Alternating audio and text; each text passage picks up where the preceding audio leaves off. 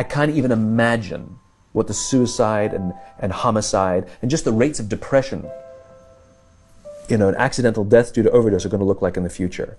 It's going to reach epidemic proportions. It's already, the statistics are already alarming, and yet nobody's sounding any alarm bells. Parents have to intervene. We have to stop giving our kids free access to social media and phones at young ages. They are not ready for it. Their minds cannot cope with the dopamine. They can only have it up to a certain hour, and you take it away. They're children. You can take the phone away. We've got to intervene as parents. But as companies, we now have to deal with the influx of kids that are coming into our companies with addiction. Watch, I see it all the time. Walk through any office. You'll see the older employees have their phones on the sides of their computers as they're working. You'll see the youngest employees have their phones face up in front of their keyboards between their arms as they're working. And this is how they work.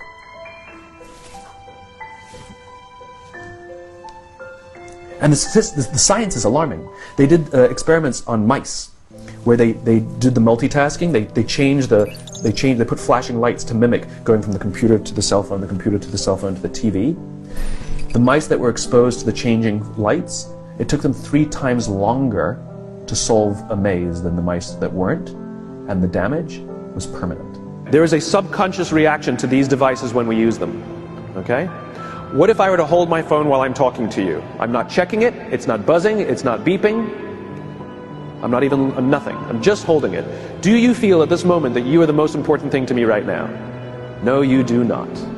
Because there is a subconscious reaction we have to the device. When it is out, it makes the people around us feel that they are less important. So when we're walking down the halls in our offices and somebody says, hey boss, can I ask you a question? You go, sure, what's on your mind? We've just told them they're not that important. Or we can go, sure, what's on your mind? And if you don't have a pocket, find a shelf, put it on the shelf, come back and say, sure, what's on your mind?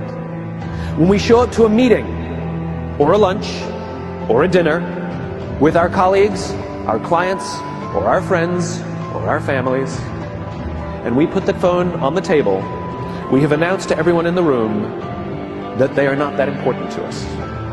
And by the way, putting the phone upside down is not more polite. My favorite one is in the meeting or at a lunch with someone that the phone will ring and the caller ID will pop up and they will go, I'm not going to get it. Oh, so magnanimous. Oh, I'm lucky to eat with you today. Or they could just put the damn thing away. You can tell how addicted we are. When somebody pulls out their phone when you're with them, how uncomfortable does that make us feel? You're walking down the street with someone, they pull their phone out. We feel stupid, so what do? We pull our phones out. We're so addicted. Somebody goes to the bathroom when we're at dinner, and what do we have to sit there by ourselves? God forbid we should look around the room for 5 minutes. We pull our phones out. Meetings. Awful. What do we do when a meeting happens, right? Everybody's sitting waiting for the meeting to start. Bob's running a few minutes late. Bob's here? Okay, start the meeting. Do you know when relationships are built? All that in between time.